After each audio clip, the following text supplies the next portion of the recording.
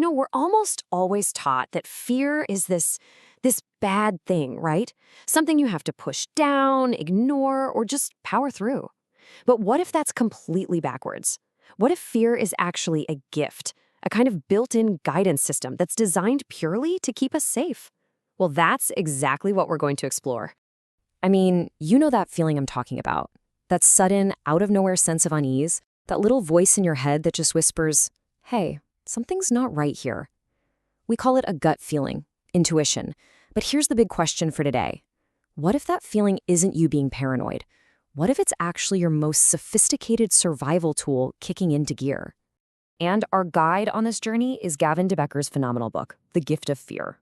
Now, this guy is one of the world's top experts on predicting violence. His work has helped governments and police forces really understand the exact signals that we're about to unpack. So, we're in good hands. To really, truly understand how powerful this is, nothing, and I mean nothing, beats a real-world story. This one, well, it perfectly shows what's at stake, what happens when we listen to our intuition, and the terrifying price we can pay when we don't. Okay, so picture this. Let's meet Kelly. She's just pulling up to her apartment. Her arms are loaded down with heavy grocery bags, you know the feeling, fumbling around for her keys, just a totally normal, everyday moment that any of us could have. But then, right away, something's off. The main security door to her building, the one that's always locked, is just sitting ajar. And her intuition, it just pings. It's not a loud alarm, just a little flicker of anxiety. The very first signal that something in her environment isn't right. And right as she's processing that, this man just sort of appears. He's super friendly, really charming, and he offers to help her carry those heavy bags up to her apartment. On the surface, it seems like just a nice gesture, doesn't it? And this, right here, is the absolute critical moment. Kelly feels this powerful wave of unease. Her gut is practically screaming at her that something is seriously wrong with this guy. But that social pressure to be polite, to not be rude, to not make a scene, it wins. She pushes that feeling down, and she lets him help. The second that door closes behind them, inside her apartment, the friendly mask just evaporates.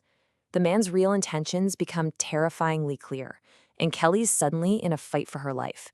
The exact thing her intuition was trying so desperately to warn her about just a few minutes earlier. Kelly's story is, of course, absolutely chilling, but it's also so revealing because it makes you ask a really important question. If our survival instincts are so good, why on earth are we so skilled at talking ourselves out of listening to them? Well, why do we do it? Turns out, there are some pretty powerful reasons. First, there's just plain denial, that whole "it could never happen to me" mindset. Then there's that huge social pressure to just be nice, you know? We don't want to offend a stranger. We also rationalize like crazy, telling ourselves, oh, I'm just being paranoid, or I'm overreacting. And finally, we just get used to our surroundings and stop paying attention. We let our guard down. So really, here's the bottom line. We're basically trained from a young age to put logic and reason above our gut feelings. We're taught to find a rational explanation for everything.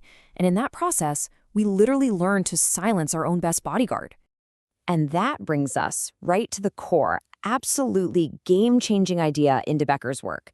It's time to completely flip the script on how we think about fear itself. Just let that sink in for a second. Real fear is an ally. It's not a weakness, it's a superpower. It's this clean, pure signal that's triggered by something real happening around you. It's a jolt of energy and focus designed for one thing, and one thing only, to help you protect yourself. And this system that delivers this gift?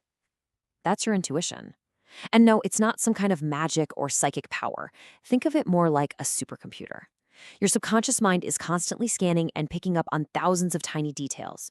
A weird look, a strange turn of phrase, something that's just a little out of place. And it gives you the final report as a feeling, way before your logical brain has time to connect the dots. And making this distinction is probably the most important part of all. On the one hand, you have worry. Worry is based on your imagination, what might happen. It's draining, it's vague, it's often totally unproductive. But true fear, that's different. It's a signal designed to help. It's a response to something happening in your environment right now. It's specific, it's in the present, and it's there to help you. Okay, so we get it. Intuition is a real powerful tool. That's great. But knowing that is one thing. How do we actually start using it? How do we go from being like Kelly and ignoring the signal to acting on it with confidence?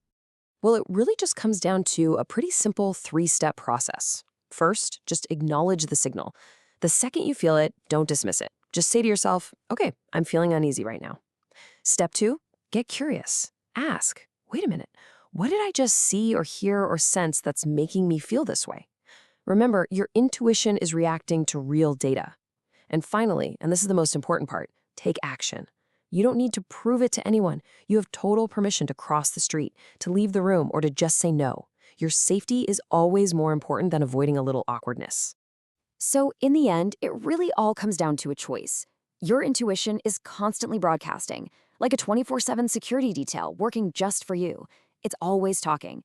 The only real question is, are you ready to finally start listening?